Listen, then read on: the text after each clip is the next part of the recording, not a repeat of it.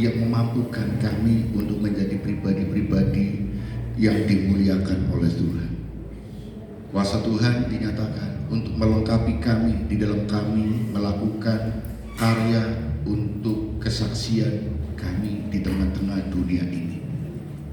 Tuhan, berfirmanlah kepada kami sehingga firman-Mu boleh menjadi terang bagi jalan kami, memperbarui cara berpikir dan bertindak kami. Dan firman-Mu itulah yang akan memberikan kami kekuatan di kala kami lemah. Firman-Mu akan menjadikan suatu pengharapan di kala kami berputus asa. Dan firman-Mu akan menjadikan satu penghiburan untuk kami di kala kami di dalam kesusahan. Di dalam penderitaan kami, firman-Mu akan memberikan kami kekuatan dan satu topangan untuk kami tetap bertahan. Karena di dalam Tuhan Yesus ada pengharapan. Kemerdekaan Indonesia yang ke-79 telah Tuhan anugerahkan dan di mana kami boleh menikmati sampai 79 tahun ini. Kami percaya keberadaan kami bukan menjadi warga biasa, tapi kami spesial Tuhan tempatkan di Indonesia ini untuk berkarya bagi kemuliaan Tuhan, mensejarahkan saudara-saudara kami bangsa Indonesia, seluruh masyarakat, sehingga tercipta adil dan makmur. Karena banyak orang, jikalau kami menjadi pribadi-pribadi yang benar berdoa untuk bangsa dan negara Indonesia, maka kuasa Tuhan dinyatakan untuk bangsa kami. Berfirmanlah untuk membersihkan dan menguduskan kami. Berfirmanlah untuk menentukan jalan hidup kami. Berfirmanlah untuk menjadikan kekuatan untuk kami. Di dalam nama Tuhan Yesus Kristus kami berdoa dan mengucap syukur serta sambut kebenaran firman. Haleluya. Amin. Silakan duduk ibu bapak dan saudara yang dikasihi Tuhan Yesus Kristus. Shalom. Shalom. Suatu kebanggaan bagi kita semua dan luar biasa warna merah Jul, ya kan, kita merah selalu. Wah, luar biasa. Semangat merah itu harus menyala. Merdeka ya. Nanti Pak sabar ya. Ayo kita bagikan nanti ada ya, kita hitung 1, 2, 3 kali kemudian kita katakan merdeka ya. 1, 2, 3. Merdeka, merdeka, merdeka. Beri kemuliaan untuk Tuhan Yesus Kristus. Saudara, nanti habis ibadah ya, kita setelah doa berkat ya, ibu bapak jangan bubar karena kita akan langsung masuk di dalam acara ucapan syukur kemerdekaan RI yang ke-79 ya.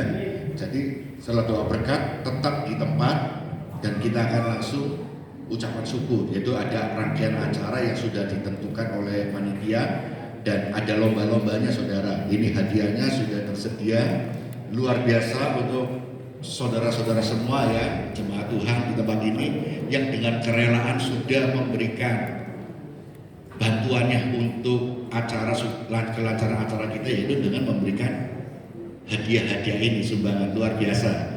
Saya terima kasih dan saya ucapkan terima kasih, beri aplaus untuk mereka semuanya. Dan juga nanti ada lomba-lomba yang menarik saudara, ada lomba-lomba yang menarik. Lomba itu untuk semua kalangan kita harus ikut, semua ikut. Nanti kalau lomba makan kerupuk nanti lawan saya pilih sendiri Pak Johari, biar saya menang. Kalau saya dipilihkan lawan oleh yang lain, saya kalah nanti. Jadi saya pilih Pak Johari. Pak Johari kalau makan kan nggak banyak itu. Kosugi lawan berat, jangan. Karena dia lagi lapar belum makan, soalnya nanti makan langsung sekali habis gitu kan. Saya akan pilih sendiri nanti lawan saya ya, nanti supaya saya bisa menang. Nah saudara, terus kemudian ada acara yaitu kita ramah-ramah. Terima kasih yang sudah memberikan untuk ada sumbangan-sumbangan. Tadi saya dapat bocoran, nanti sudah ada sosis di depan, terus ada kerupuk depan, terus nanti ada yang kirim kue, nanti dikirim, puji Tuhan. Terus kita lihat nanti juga kemarin sudah ada ini request babi kecap ada, dan juga yang memasaknya sudah luar biasa. Nah, kemarin saya request ke Teddy Ted, kamu masak sop buntut babi ya. Karena buntutnya B2 itu kecil kok, nggak bisa gitu kan. Jadi nggak bisa, ya sudah nggak usah. Kalau buntut sapi kan panjang, buntut babi segini. Nah, ya luar biasa. Kita akan masuk dalam kebenaran firman Tuhan sebagai pengantar kita untuk membekali kita sebagai ucapan syukur kita kepada Tuhan. Sebagai orang percaya perlu kita memahami bahwa batasan apa yang kita merdeka di dalam Tuhan, bangsa negara kita merdeka, kita pun sebagai orang percaya pun juga sudah dimerdekakan. Nah, musuh utama kita adalah, kalau kita berbicara musuh kita ini adalah apa seringkali? Ego, saudara. Egois kita. Ego kita lah yang membuat kita kadang-kadang menjadi kita orang pribadi yang menang sendiri, pribadi yang kadang-kadang kita sudah mencapai top karir, akhirnya karena kita ego, kita akan jatuh. Kita menjadi pribadi yang kita dulu penuh dengan potensi, penuh dengan talenta, tapi ketika kita tidak merendahkan diri, kita mengutamakan ego, akhirnya jatuh.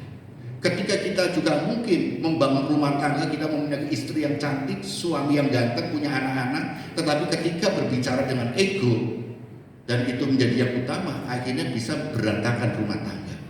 Karena ego itu memang, kalau kita berbicara kata ego, itu satu sisi adalah pribadi kita, bahwa kita ini punya keyakinan, punya kepercayaan diri, ya kan, kita punya PD, tetapi itu justru akan menghancurkan apa yang telah kita capai, apa yang telah Tuhan percayakan untuk kita semuanya. Oleh karena itulah kita perlu membatasi ego kita itu seperti apa.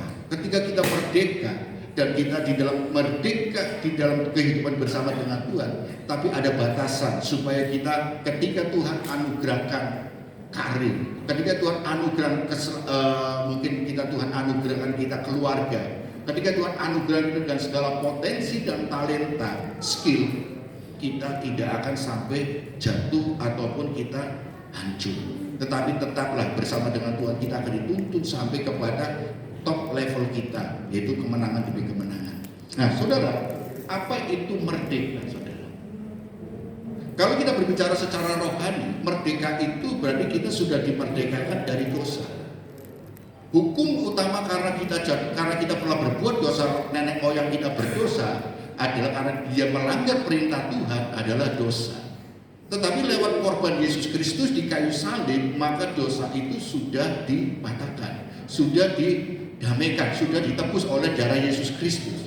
Oleh karena itulah kemerdekaan kita yang utama adalah kita sudah dimerdekakan dari dosa.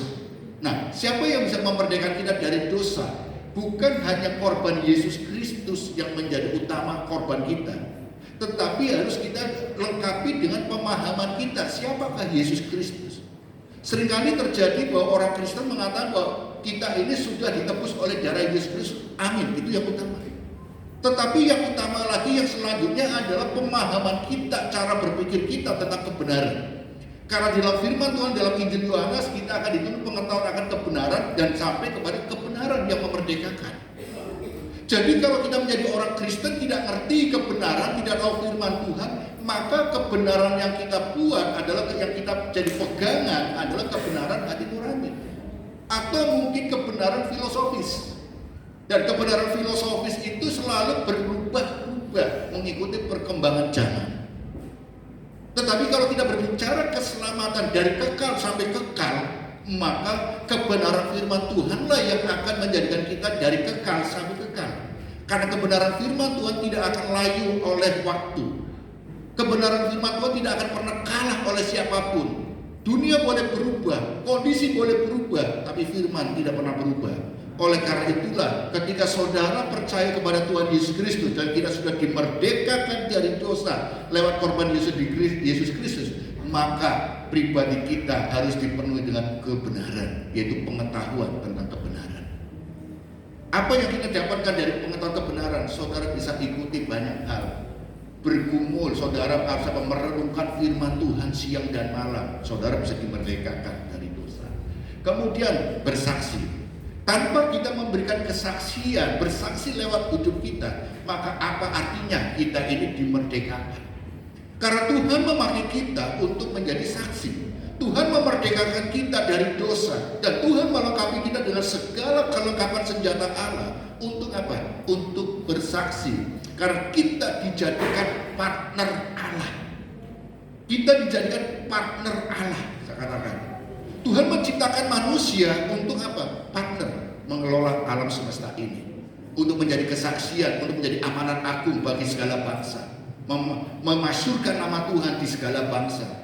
Memuliakan Tuhan di antara orang-orang yang lain.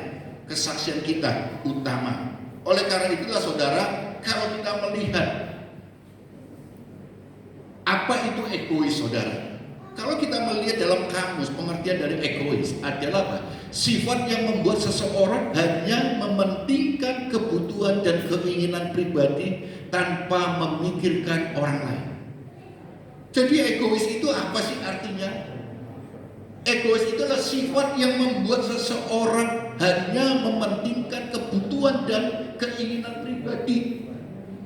Oleh karena itulah saya selalu tekankan kepada ibu bapak, kalau saudara punya rekan-rekan atau saudara yang lain sesama kita, ada yang jengkel, dia itu pengen menanya sendiri, jangan benci orangnya, benci sifatnya, benci perbuatannya. Karena apa? Orangnya, pribadinya itu adalah apa? Makhluk Tuhan. Sesama kita yang perlu kita kasih. Jika dia berbuat salah, sifatnya jahat, ayo kita tuntun dia untuk menemukan jalan kebenaran. Kalau kita tidak dipenuhi dengan kebenaran firman Tuhan, maka kita katakan sifatnya dosa, sifatnya keliru, sifatnya salah, maka orangnya salah. Tugas kita lah untuk bersaksi, tugas kita lah untuk mengangkat mereka dari jurang dosa itu. Tetapi sifatnya kita benci supaya dia tidak melakukan lagi. Jadi kita putus, harus membedakan antara pribadi manusia dengan sifatnya, karakternya. Kalau kita bisa membedakan itu, maka tidak ada musuh di dalam hidup kita. Tidak ada kebencian dengan orang lain. Tetapi kalau kita masih ada kepahitan, ada kebencian dengan sesama kita, bertobatlah pada mulai pagi hari ini. Karena ketika kita benci orangnya, kita benci pencipta kita. Kita benci pencipta manusia saudara kita. Siapa pencipta kita? Tuhan Yesus Kristus, Allah yang Maha Kuasa. Tetapi sifat itu dibentuk karena apa? Lingkungan yang dia membentuk. Sifat yang dia ingin yang jauh dari firman Tuhan karena apa? Pilihan dia melakukan karena mungkin dia tidak tahu kebenaran. Oleh karena itu mari kita tugas kita kenalkan kebenaran kepada mereka. Kenalkan kebenaran supaya kebenaran itu menuntun dan memperbaharui cara berpikirnya. Kebenaran itu bisa menuntun untuk setiap tindakan-tindakannya sehingga manusianya bisa diperbarui melakukan ibadah yang sejati dengan mempersembahkan hidupnya bagi Tuhan. Dan alam pikirnya diubah, diperbaharui selalu dalam Roma 12 ayat 1 dan 2. Nah, kita lihat dalam kehidupan kita, apa sih batasan kita untuk kita boleh merdeka? Saudara, saya coba mengambil dalam kisah yang familiar bagi kita, yaitu perjalanan bangsa Israel keluar dari Mesir. Saudara, yaitu kita berbicara tentang dasar titah. Di dalam Keluaran pasal 20 ayat 1 dan 2 dikatakan demikian. Lalu Allah mengucapkan segala firman ini, Akulah Tuhan Allahmu yang membawa engkau keluar dari tanah Mesir, dari tempat perbudakan. Ketika Musa membawa bangsa Israel keluar dari perbudakan di Mesir, kemudian Tuhan menyatakan mujizat kuasanya kepada bangsa Israel. Bagaimana 10 tulah dinyatakan, kemudian Tuhan berkarya luar biasa, kemudian sampai bangsa Mesir, bangsa Israel itu dibawa keluar sampai menyeberangi Laut Merah atau Laut Teberau. Setelah itu mereka menyeberang dan dalam pemeliharaan perjalanan itu Tuhan pelihara luar biasa. Tetapi selalu bangsa Israel merasa sudah keluar dari perbudakan di Mesir. Dia euforia. Dia merasa suatu kebanggaan yang berlebih. Mereka bersuka cita yang berlebihan. Sehingga apa? Kebebasan, kemerdekaan dari perbudakan yang sudah dialami bangsa Israel keluar dari perbudakan di Mesir, dia nyatakan dengan sikap dan tindakan yang melebihi batas, saudara. melebihi yang harus dilakukan. Mereka lupa akan Tuhannya, mereka lupa akan sesamanya, sehingga Musa dipakai Tuhan untuk berfirman. Allah menyatakan dirinya dengan katakan, akulah Tuhan Allahmu yang membawa engkau keluar dari tanah Mesir dan tempat perbudakan. Allah menegaskan kembali pribadinya bahwa Israel keluar dari Mesir itu bukan karena kuat dan gagah daripada Musa ataupun bangsa Israel yang lain. Bahwa mereka keluar dari Mesir itu, dari perbudakan itu karena apa? Karena Tuhan. Bukan hebatmu, bukan takdirmu untuk keluar, tapi karena Tuhan punya kuasa, punya keinginan menyatakan dirinya. Maka ditulis dan kata, akulah Tuhan Allahmu, saudara. Kalau kita berbicara, saya coba dengan terjemahan dari bahasa lain, yaitu Septuaginta, saudara.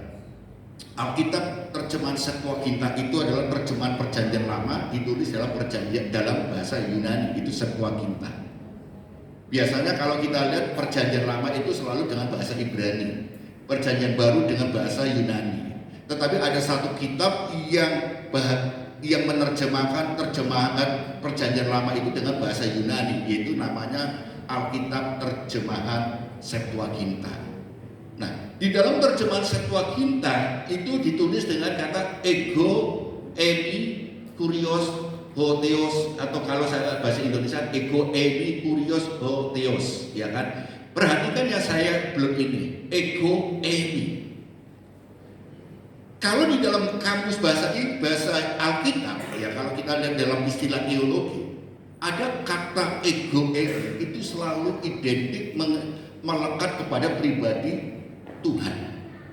Jadi kalau ibu bapak mungkin mana ada akulah pintu, akulah pokok anggur, akulah, Tuhan menyatakan pribadi akulah, itu selalu mengikut apa? Pasti ada kata ego, emi, ego, emi. Karena apa? Kata ego itu adalah, kenapa kita nggak boleh egois? Karena ego itu hanya milik Tuhan, bukan milik kita. Jadi kalau saudara mengatakan aku, saudara sadar nggak? Kamu ini adalah sudah milik Tuhan, bukan milik Tuhan lagi. Karena yang katakan aku itu adalah Tuhan, Allah pencipta alam semesta. Kita ini adalah buatan manusia, buatan Tuhan.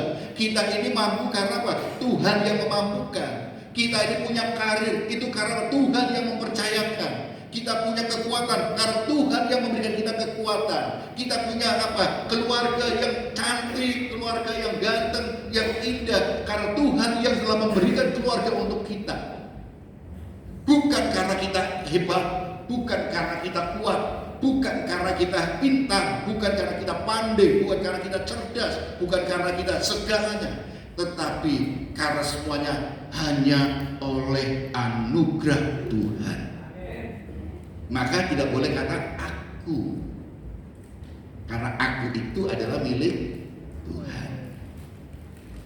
Jadi saudara, kenapa? Karena kamu egois. Egois itu selalu identik dengan apa? Kamu itu mementingkan dirimu sendiri. Kamu selalu memikirkan dirimu sendiri. Egois, kita selalu ingin menang sendiri. Maka kalau kita berbicara kata ego ini selalu apa? Arti dalam kita terjemahan dalam sebebasnya, terjemahan dalam bahasa asli adalah aku satu-satunya Tuhan, milik Tuhan. Manusia kita semua apa? Di hadapan Tuhan kita itu semua sama, hamba. Jadi kalau kita berbicara hamba itu siapa? Hamba itu adalah kita semua di hadapan Tuhan. Karena tugas kita adalah melakukan kehendak Tuhan. Saudara punya pangkat jenderal, saudara punya pangkat apapun, pangkat mungkin presiden, saudara punya jabatan presiden, direktur, saudara punya mungkin sebagai direktur utama, saudara punya kekayaan berlimpah-limpah, tetapi kita mungkin punya karyawan, punya anak buah yang banyak. Tapi ketika kita berbicara di hadapan Tuhan, aku adalah hamba-Mu Tuhan. Tidak melihat status sosial, tidak melihat jabatan, tidak melihat kekayaan, tidak memandang apapun, karena kita semua di hadapan Tuhan adalah hamba. Seperti Paulus ketika dia menyebut Timotius rekan sekerjanya, anak yang kukasihi di dalam Tuhan. Tetapi ketika Paulus menyebut dengan Timotius kemudian di hadapan Tuhan, kita ini adalah hamba-Nya Tuhan. Saudara, ibu bapak dalam satu keluarga besar GBPS Kaliasin ini ada otoritas. Saya dengan saudara semua pemain musik, pelayan Tuhan semua adalah rekan sekerja. Kita semua adalah rekan sekerja. Dengan anak-anak Jim pun kita rekan sekerja. Dia bisa melayani Tuhan untuk pekerjaan Tuhan, kita adalah rekan sekerja. Cuma di dalam hal suatu organisasi, struktur ada jabatannya, ada urutannya. Jim, mereka adalah bagian dari bagian dari komponen dari divisi dalam gereja keluarga besar kita, anak-anak kita. Dalam keluarga ada, mungkin kalau kita dalam satu keluarga ada bapak sebagai kepala rumah tangga. Kemudian ada ibu yang akan mendampingi, penolong yang sepadan, dengan bersama-sama bisa untuk beranak cucu, ya kan? Setelah itu kita bersama mendidik dan semuanya saling berkolaborasi, punya tugas dan tanggung jawabnya masing-masing. Di dalam gereja ada gembala, ada wakil gembala, ada penasehat, ada diaken, ada di dalam koordinator divisi dan lain sebagainya, semuanya, dan ada jemaat semuanya. Apakah itu menunjukkan kita lebih tinggi? Tidak. Kalau semuanya pemimpin semua pengambil keputusan semua, ribut semua nanti. Kalau semua pengen jadi jemaat semua nggak ada yang mimpin, semuanya merasa aku harus dilayani dong semuanya. Lalu siapa yang melayani? Kalau semua pengen jadi gembala semuanya, ya gembala nanti siapa yang mau mendengar khotbah kita, siapa yang mau ini, semuanya akhirnya rebutan. Maka diaturlah dalam struktur semuanya.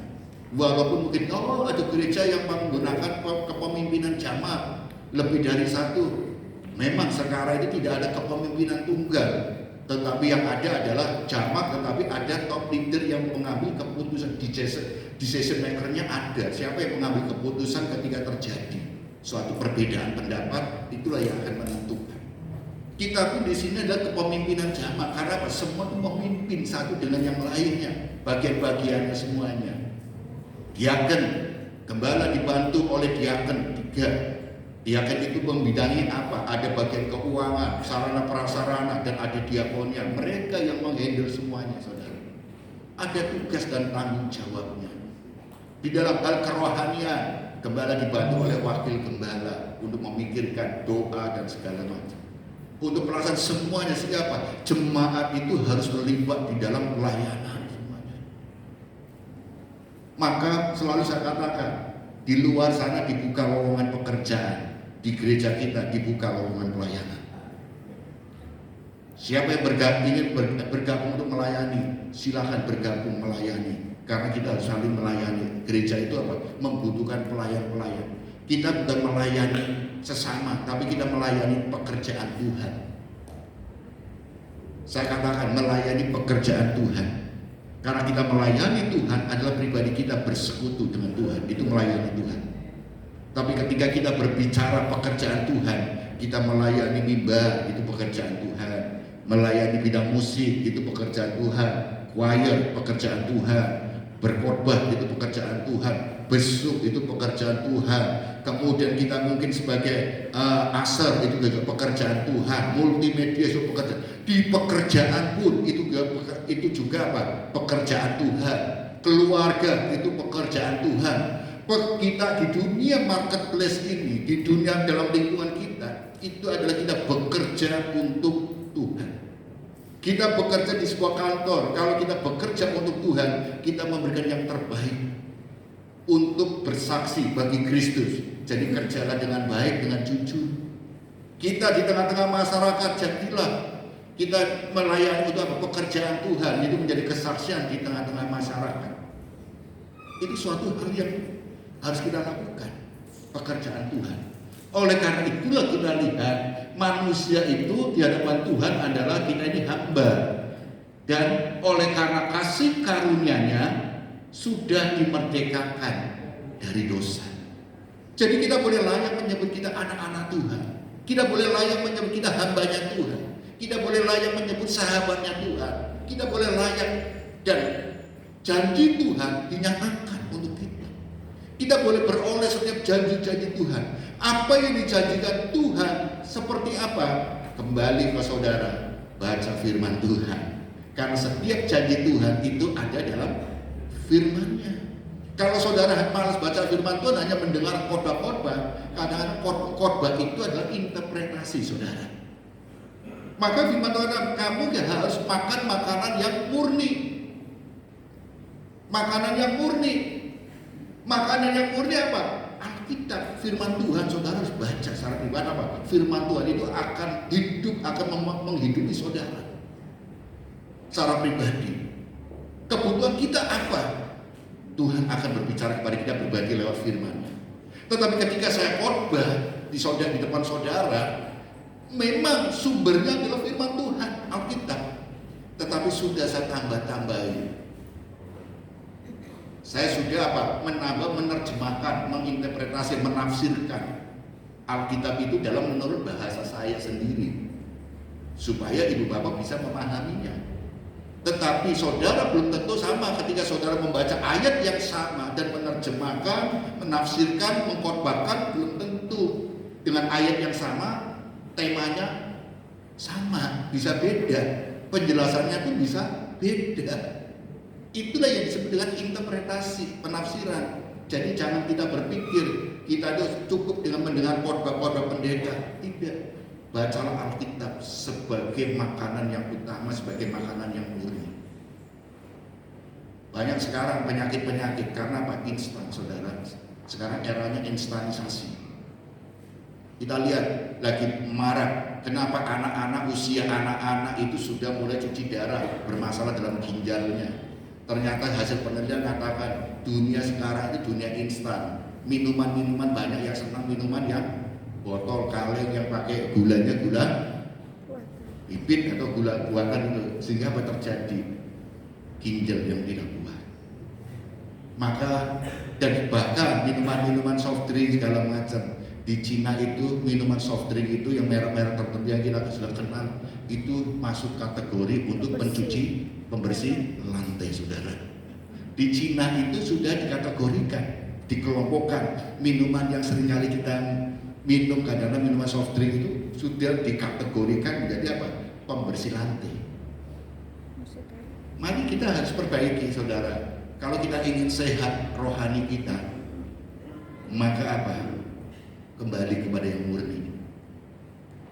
Dengar khotbah itu hanya sebagai apa? Kita dengar khotbah sebagai penguatan kita. Khotbah itu baru diuji lagi dalam kebenaran firman Tuhan. Saudara baca firman Tuhan kembali. Karena apa? Setiap orang kebutuhannya berbeda-beda.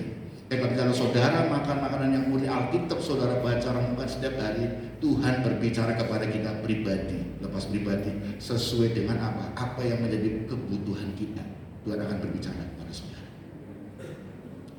Saudara yang dikasih Tuhan Yesus Kristus, apa tujuan hidup kita? Tujuan hidup kita, Tuhan memakai kita. Yang pertama adalah sebagai partner Allah atas pemeliharaan alam semesta. Tugas kita lah. Kenapa Tuhan memilih kita? Kenapa Tuhan menciptakan manusia dan memilih kita lewat penebusannya? Karena Tuhan rindu untuk memakai kita sebagai partnernya di dunia ini. Banyak saudara-saudara kita yang belum percaya kepada Tuhan, yang hidup di dalam kegelapan. Maka harus menjadi tugas kita. Karena Tuhan cinta kepada mereka. Tuhan sangat peduli dengan mereka yang sudah mulai menjauh darinya. Maka melalui kehidupan kita lah Tuhan ingin pakai kita untuk menjangkau mereka, untuk mengangkat mereka, untuk menarik mereka kembali, supaya mereka juga merasakan kasih yang mula-mula itu kembali dirasakan kembali.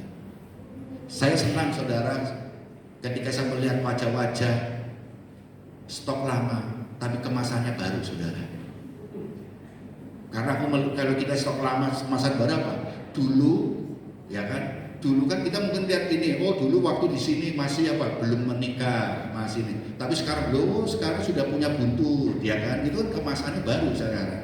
Statusnya baru. Dari dia ini statusnya masih single sampai punya ini, dari statusnya masih bodinya bagus, sekarang sudah mulai ngelar, ya kan? Itu kan kemasan baru sudah. Dari rambutnya lurus jadi keriting berombak, dari dulu nggak pernah nggak pakai kacamata, sekarang pakai kacamata. Itu kan casingnya baru, kemasannya, saudara. Saya senang, saudara. Sehingga apa? Kita kembali. Karena kalau bukan kita, siapa lagi? Yang bisa kita tarik adalah yang pertama adalah kalau satu keluarga semua beribadah bersama-sama, itu suatu hal yang luar biasa, saudara. Jangan kita berpikir, oh orang tuanya di sini, anaknya di sana. Ayo kita kembali bersama satu keluarga, gandeng bersama. Karena apa? Kebersamaan itu indah. Pak Urapan, kepala Harun, sampai ya kan minyak urapan itu berkat itu akan dialirkan di keluarga itu, saudara. Bukan saya menjanjikan berkat, tapi firman Tuhan yang menjanjikan. Saudara yang dikasih Tuhan Yesus Kristus menjadi partner. Yang kedua, memuliakan nama Tuhan, yaitu dengan bersaksi bagi Tuhan. Alam semesta banyak orang mengatakan sudah mulai rusak. Kutub utara, es di kutub utara dan kutub selatan sudah mulai mencair, sehingga terjadilah pemanasan global. Cuaca, iklim sudah berubah. Dan itu mendengar pemanasan global. Itu banyak secara ilmu pengetahuan dinyatakan demikian. Nah sekarang siapa yang salah dan apa ya? Kita lagi mencari siapa yang salah, akhirnya saling tuduh menuduh. Tetapi yang harus utama adalah apa? Apa tugas kita untuk alam semesta ini? Pemeliharaan alam semesta. Yaitu dengan cara apa? Apa yang harus kita kerjakan? Buang sampah jangan sembarangan.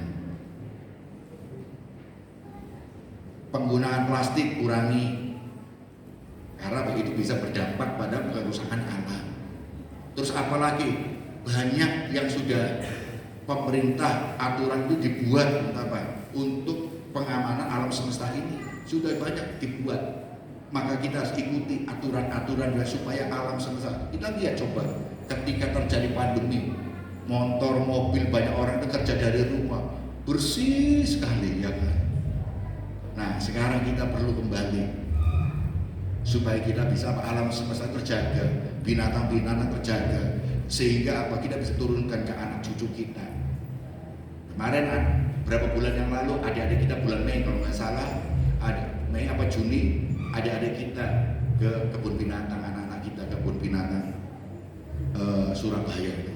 Mereka melihat mana yang persis, mana yang mungkin apa namanya yang tingkahnya lucu. Saya kata nggak sama, kita berbeda ya. Persis itu bisa sifatnya kita. Itu kan sifatnya kadang-kadang kita sifatnya loh. Kalau manusia berbeda, tapi sifatnya bisa persis. Itu kan sifatnya. Mana yang ini kita bisa melihat dalam tanaman. Jangan sampai kita ini menuruni anak-anak kita. Mereka tidak tahu gajah, karena gajah sudah tidak ada. Kita bercerita tentang burung bango, tapi bangonya nggak ada. Kita bercerita tentang binatang apa, tapi tidak ada. Kita bercerita tentang tanaman, mereka tidak tahu. Karena apa? Tidak ada. Maka tugas kita untuk melestarikan itu semuanya supaya mereka tahu. Yaitu dengan cara apa? Kita sadar tidak sadar, kita sudah ketika kita menjaga semuanya, kita sudah menjadi saksi bagi Kristus. Karena ciptaan Allah dapat kita lestarikan, kita kenalkan karena kita tahu kebenaran dan kita tahu posisi kita dan kita kerjakan itu. Kita sudah merdeka 79 tahun, maka kemerdekaan itulah yang harus kita manfaatkan, kita gunakan dan kita isi dengan apa? Perjuangan. Kita gak berjuang melawan penjajah, musuh-musuh atau segala macam. Tapi musuh utama kita adalah kita, kalau kita melihat penguasa politik udara itu pasti. Tapi kalau kita ego kita bisa dibungkus dengan Roh Kudus, maka tidak ada lawan yang bisa mengalahkan kita. Tetapi kalau ego kita ini, egois kita ini dimunculkan, kita lebih mementingkan diri kita, maka itulah celah iblis untuk bekerja untuk mengalahkan kita. Maka mari kita harus belajar, yaitu dengan apa? Mengasihi Tuhan dan mengasihi sesama. Saudara, batasan kita merdeka kalau kita berdasarkan pada dasar kita atau 10 perintah Allah di dalam Keluaran pasal 20, maka ada dua, saudara. Di pasal 20 ini ada dua yang menjadi garis besar. Pertama adalah hubungan dengan Tuhan, batasan kita bagaimana hubungan kita dengan Tuhan. Yang kedua adalah batasannya adalah bagaimana hubungan kita dengan sesama. Mau tidak mau kita akan berhubungan dengan dua hal ini, Tuhan, sesama. Perhatikan hubungan Tuhan dengan sesama. Di dalam Keluaran, saya berdasarkan pasal 20, Keluaran 20. Yang pertama, kita berdasar hubungan kita dengan batasan kita dengan hubungan Tuhan, dengan sesama dengan Tuhan adalah pertama, jangan ada padamu Allah lain di hadapanmu. Saudara, jangan ada padamu Allah lain di hadapanmu. Allah itu dalam masa lalu itu Allah tidak mau kalau kita berbicara Allah tidak mau dicemburu. Allah kita adalah Allah yang cemburu, tidak boleh ada Allah-Allah lain. Tetapi kalau kita berbicara pada masa sekarang, Allah itu bentuknya apa? Macam-macam, yang abstrak pun yang tidak kelihatan itu bisa menjadi Allah kita. Istri cantik itu bisa menjadi berhala bagi kita, Allah kita. Melihat istrinya cantik, wah waktu dia kerja, jalan. Nah, bisa, itu akhirnya. Suami ganteng itu bisa jadi berhala bagi kita, bisa bagi istri-istri. Anak yang karirnya bagus, pintar-pintar bisa jadi berhala. Bisnis yang berhasil, usaha yang berhasil bisa jadi berhala. Allah jadi Allah bagi kita. Kepandaian kita bisa jadi Allah. Dan kalau kita berbicara pengetahuan itu bisa menjadi Allah bagi kita. Jadi Allah itu adalah sesuatu, kalau kita berkata Tuhan katakan tidak boleh, jangan ada padamu Allah lain di hadapan. Sesuatu yang melebihi Allah bagi kita. Dokter itu bisa menjadi Allah bagi kita. Kita nggak percaya Tuhan, tapi kita percayanya sama dokter. Suatu contoh sederhana, saudara, kita diberikan Tuhan, bagian kita harus kita kerjakan. Ketika kita sakit, bagian kita adalah kita dengan segala macam dokter itu dipakai Tuhan dengan hikmatnya untuk mengobati dengan berbagai macam penelitian, hasilnya demikian. Dan Tuhan ketika kita sakit, datanglah ke dokter, karena dokter dipakai Tuhan. Tetapi sadar tidak sadar, seringkali kita menjadikan dokter itu Allah. Kenapa? Sederhana aja, ketika saudara mungkin jalan itu susah, jalan itu nggak bisa jalan, harus pakai kursi roda. Ayo ke dokter, waktu itu ke gereja, ayo ke gereja. Enggak lah, aku nggak mau ke gereja, malu aku, nggak mau ke gereja. Tapi walai kontrol ke dokter, walaupun pakai kursi roda, berani saudara, nggak malu saudara. Itu secara praktikal sederhana. Ke gereja malu karena pakai kursi roda, tapi ke dokter, kontrol ke dokter pakai kursi roda, nggak malu. Ketemu Tuhan malu, ketemu dokter nggak malu. Sadar tidak sadar kita sudah apa? Mengkultuskan dokter ketimbang Tuhan. Mungkin banyak hal saudara. Ketika kita melakukan Tuhan kan pengampun, ego kita diutamakan, kita sudah mencuri kemuliaan Tuhan. Kenapa? Kita merasa aku bisa, aku hebat, aku kuat. Itu sudah mengkultuskan ada Allah lain di hadapan Tuhan. Yang kedua, jangan membuat bagimu patung yang menyerupai apapun. Oh, aku nggak menyembah. Aku nggak menyembah kok aku. Nah, iya betul. Nah, biasanya benda-benda itulah, mobil, karena itu bisa menjadi berhala bagi kita. Dulu pertama kali anak-anak saya kecil, masih baby, mertua saya itu punya mobil Corolla, saudara, putih, saudara. Saking anak saya itu kreatif, kadang ada cat nganggur, dia aku mobil dicat saudara, kuning, warna kuning, dicat di luar. Dia bangga, bisa gambar, saudara. Tapi gambarnya pakai cat minyak itu di bodi mobil, saudara. Dia belontang-lontek, saudara. Dan ini mau apa ya? Sudah, mau apa? Tetapi ada, mungkin kita di sini nggak ada, mungkin di sana. Ketika punya mobil baru dibersih-bersihin atau sepeda motor, anak kita yang kecil tanpa sadar itu motori karpetnya atau apa. Wah, kita lihat baru tak bersihkan kok langsung dikotori, anak mungkin nyoret-nyoret ataupun ngotori ke karpetnya segala macam. Anak kita dihajar, saking emosinya, lu dimarah-marah, dimaki-maki. Sadar nggak saudara? Saudara sudah melukai hati anak. Anak itu adalah manusia. Manusia itu ciptaan Tuhan. Sedangkan mobil buatan manusia, saudara. Sepeda motor buatan manusia. Lebih berharga mana? Mobil dengan anak. Itu bisa menjadi berharga untuk kita. Maka kita harus tahu mana batasannya. Ketiga, apa? Jangan sujud menyembah atau beribadah kepadanya. Ingat, beribadah, sujud menyembah dengan menghormati. Jangan sujud menyembah kepadanya, apa kepada ilah-ilah lain atau beribadah kepada Allah lain. Gak boleh, penyembahan kita hanya kepada Tuhan. Selanjutnya, jangan menyebut nama Tuhan Allahmu dengan sembarangan. Nah, ini seringkali terjadi dalam kehidupan kita. Sembarangan kita menyebut. Bangsa Israel menyebut nama Allah itu tidak dengan sembarangan. Ketika ada kata Yehovah, bangsa Israel menyebut Elohim. Maka kalau kita belajar perjanjian lama dalam terjemahan asli, selalu kata bangsa Israel membaca ada YHWH, Yehovah, selalu dia akan menyebut dengan Elohim. Maka pada saat inilah banyak gerakan yang selalu kembali kepada bahasa Alkitab Allah dalam Alkitab perjanjian lama, yaitu Yehovah. Maka ada istilah gerakan Yehovah, yaitu selalu menyebut nama Yahweh gitu kan. Nah saudara, dia boleh menyebut, tapi kita seringkali sembarangan. Lihat kecoa, coba lihat. Oh Tuhan Yesus gitu kan. Lihat kecoa saudara di kamar mandi saudara. Ini kan sadar nggak sadar kita menyebut Tuhan dengan sembarangan kan. Padahal itu bagi bahasa Israel itu sakral loh, menyebut nama Allah itu sakral. Dalam apa? Kita selalu sembarangan menyebut dalam hal ketika kita Tuhan Yesus apa selalu kita sembarangan. Bersaksi, kita kadang-kadang kita sumpah demi Tuhan. Gak perlu saudara bersaksi demi Tuhan segala macam. Karena apa? Ketika kita hidup kita selalu katakan jika iya katakan iya, jika tidak katakan tidak. Kita punya karakter, kita selalu mengikuti perintah Tuhan. Gak usah bilang bersumpah demi Tuhan segala macam.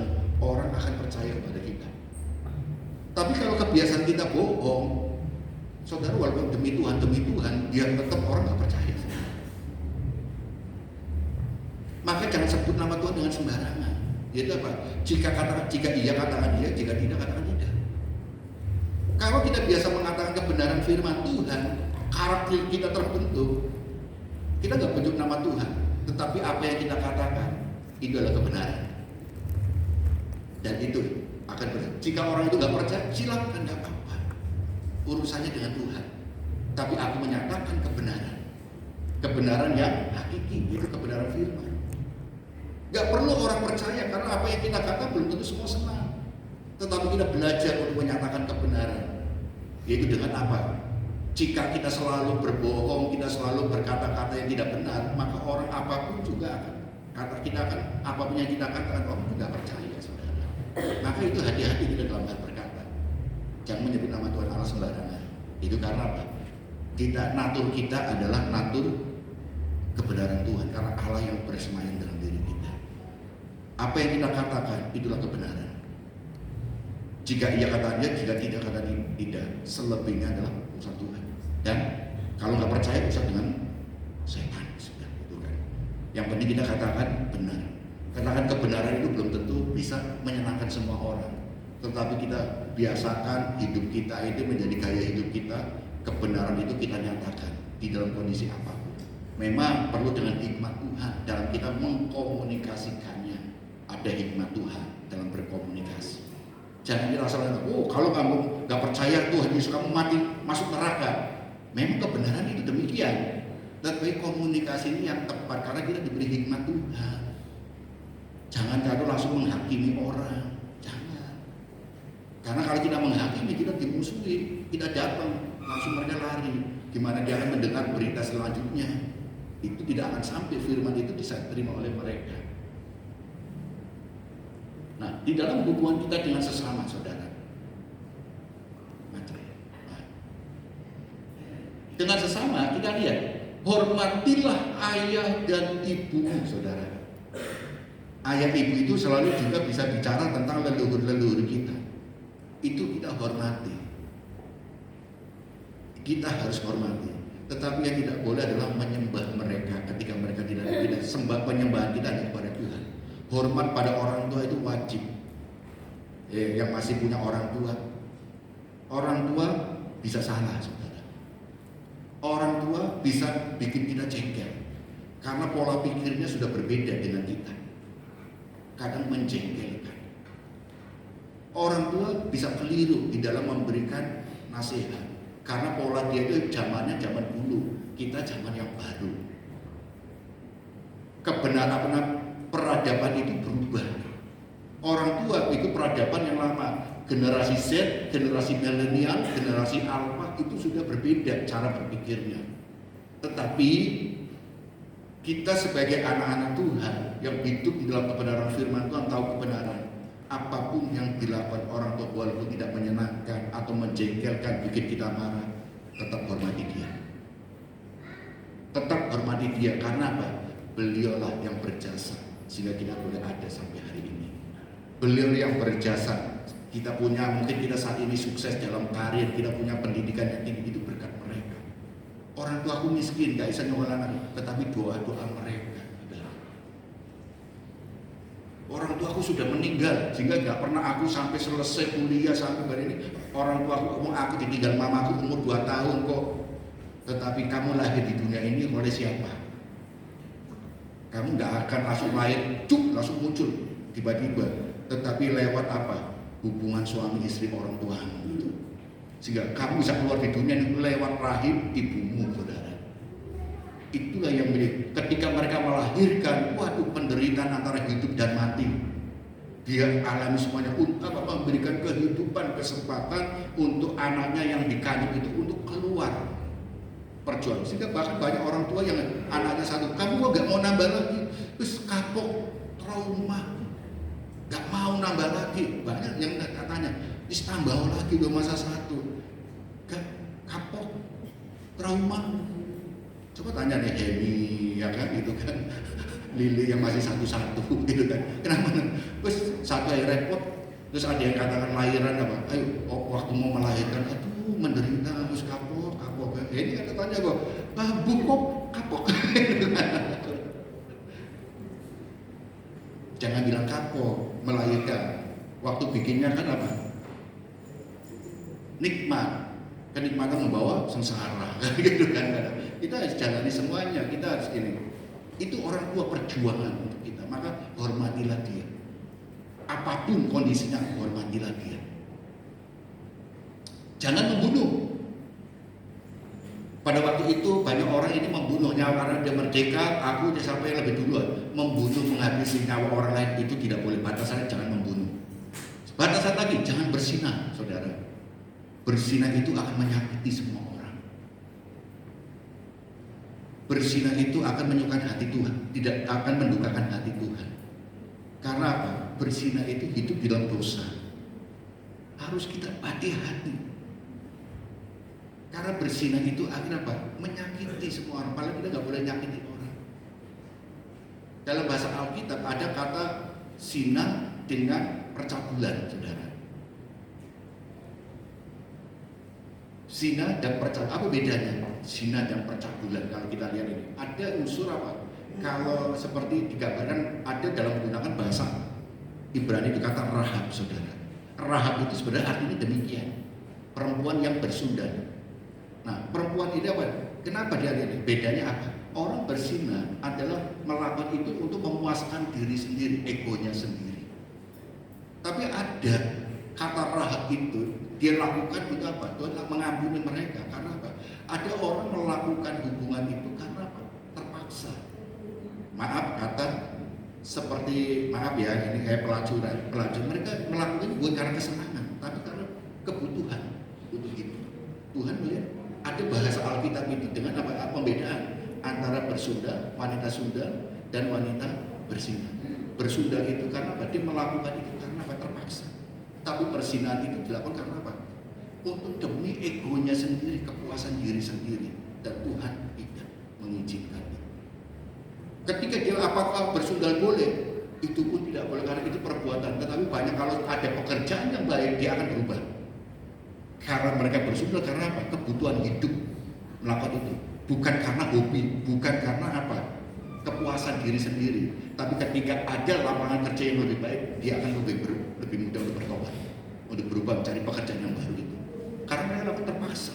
Tapi bersinah itu dilakukan karena apa? Karena hobi saudara, karena kepuasan untuk mencari egonya sendiri. Saudara, ini yang harus kita pahami. Jangan mengucapkan saksi, jangan mencuri saudara. Mencuri itu apapun, tapi ada mencuri yang boleh, mencuri hati saudara. Mencuri hati siapa? Hatimu. Mencuri hatimu boleh. Terus apalagi yang boleh mencuri? Mencuri, kalau Tante Sipora katakan mencuri nafas saudara.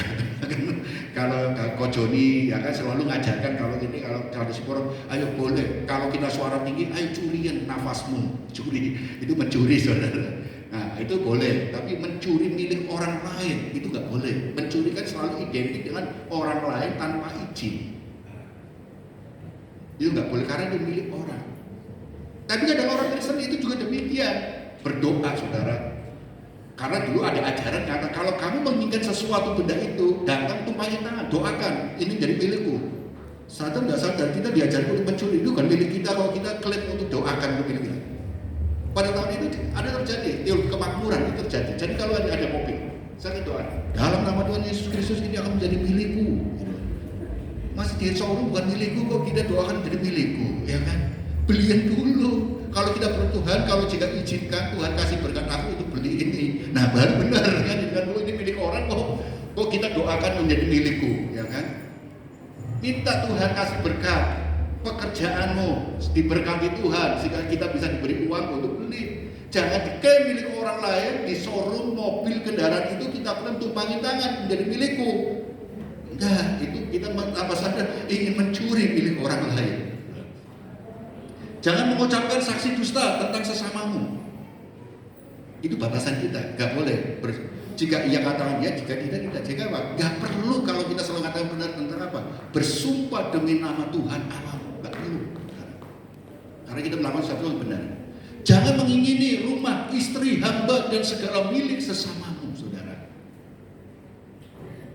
Menginginkan ini berarti masih di dalam hati. Nggak boleh. Istrinya orang, wah, bagaimana kalau dia menjadi milikku? Suaminya orang, ganteng. Bodinya sispek, wah luar biasa. Seandainya dia jadi suamiku, mungkin suamiku badannya apa? Waduh, gomban ini badannya itu sudah mulai bulat, saudara. Nggak seperti dia. Walaupun nggak diucapkan dalam hatinya, itu sudah Tuhan katakan nggak boleh. Karena kita sadar tidak sadar, kita sudah membanding-bandingkan. Kalau kita sudah mulai membanding-bandingkan, akhirnya yang terjadi adalah apa? Ingin membuahi keinginan itu dibuahi untuk menjadi kenyataan. Buang jauh-jauh. Kalau kita melihat istriku dulu body goal, bodinya bagus, sekarang kan itu karena siapa? Ulahnya siapa? Ya ulah suami ini, ya kan? Suami ini dulu itu kurus, langsing, bagus, sekarang mekar. Itu kenapa? Ya ulah istri ini. Diajak makan terus, ya bodinya tambah mekar. Wis tahu bahwa udah usia saya, usia di atas 20-25 sudah bukan masa tumbuh kembang, tetapi masa perkembangan, keimangan. Dia bukan tumbuh, tapi berkembang kanan ke kiri, gitu kan? Jadi kita perlu harus mematahi demikian dan memiliki saudara. Nah saudara, ini yang terakhir saudara. Apa yang menjadi hal ini? Merdeka itu sama dengan hidup di dalam kasih, saudara. Ukurannya apa? Di dalam hukum yang utama, Markus pasal 12 ayat 29 sampai 31 dikatakan demikian. Jawab Yesus, hukum yang terutama ialah, dengarlah hai orang Israel, Tuhan Allah kita, Tuhan itu Esa. Kasihilah Tuhan Allahmu dengan segenap hatimu dan dengan segenap jiwamu dan dengan segenap akal budimu dan dengan segenap kekuatan. Ini hukum utama, batasan Tuhan. Hukum yang kedua ialah kasihilah sesama manusia seperti dirimu sendiri. Jadi saudara, bagaimana batasan aku mengasihi sesamaku? Bagaimana? Ukurannya dirimu sendiri. Jika engkau disakiti hatimu, terluka, kamu gak bisa memaafkan, jangan sakiti hati orang. Jika kamu dibentak itu sakit hati, jangan bentak orang. Jika kamu mungkin kamu seringkali kita orang lain berjalan dengan sangat cemburu, jangan kita juga lakukan demikian. Jadi artinya apa? Ukurannya kita. Kalau aku ini diperlakukan demikian, aku nggak terima, ya aku jangan melakukan itu, gitu kan? Supaya itu ukuran diri kita. Yang tahu diri kita. Setiap orang berbeda-beda, gitu. Itu sebagai gambaran praktikalnya adalah dirimu lah ukuran.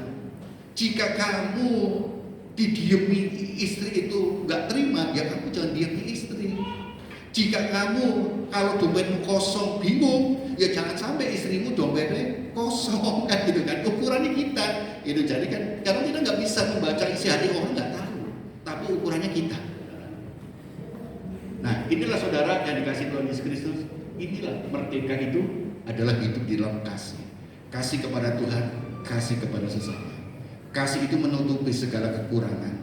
Kasih itu menutupi pelanggaran. Kasih itu ingin menolong orang. Kasih itu ingin mengangkat seseorang. Kasih itu selalu ada korban. Kasih itu selalu ada kerelaan. Kasih itu selalu berbicara tentang apa? Untuk menyenangkan, membahagiakan pribadi-pribadi yang kita kasihi. Amin firman Tuhan. Mari kita tunduk kepala. Terima kasih Tuhan atas segala kasih dan kemuliaan yang Tuhan nyatakan untuk kami. Dan kami mensyukuri semuanya karena Tuhanlah yang memampukan kami untuk tetap berkarya bagi Tuhan. Berkati kami, berkati jemaat Tuhan.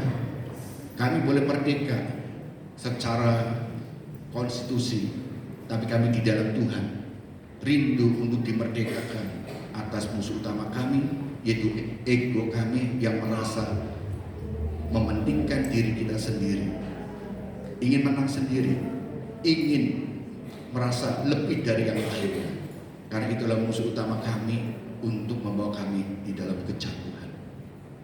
Memberkati jemaat Tuhan, memberkati kami semuanya, sehingga kami menjadi pribadi-pribadi yang merdeka atas keakuan, merdeka di dalam Tuhan Yesus Kristus, yaitu merdeka di dalam kasih Tuhan, untuk mengasihi Tuhan dan mengasihi sesama kami. Terima kasih. Dalam nama Tuhan Yesus kami berdoa dan mengucap syukur. Amin. Saya kembalikan kepada pimpinan, kepada ini. Silakan.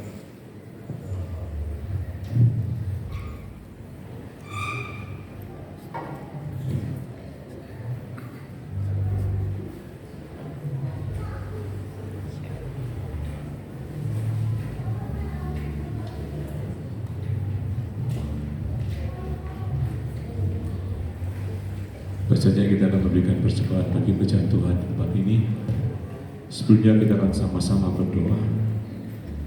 Bersyukur ya Tuhan atas firman-Mu pada pagi hari ini indah bagi kami. Bacaan Tuhan, kami akan memberikan yang terbaik Tuhan untuk kerajaan Tuhan di tempat ini. Ya Tuhan berkati persembahan yang dijalankan di Tuhan dapat digunakan untuk memuliakan nama besar Allah. Kami yakin Tuhan akan membalas dengan berlipat kali ganda. Hanya di dalam nama Yesus kami berdoa. Haleluya. Amin.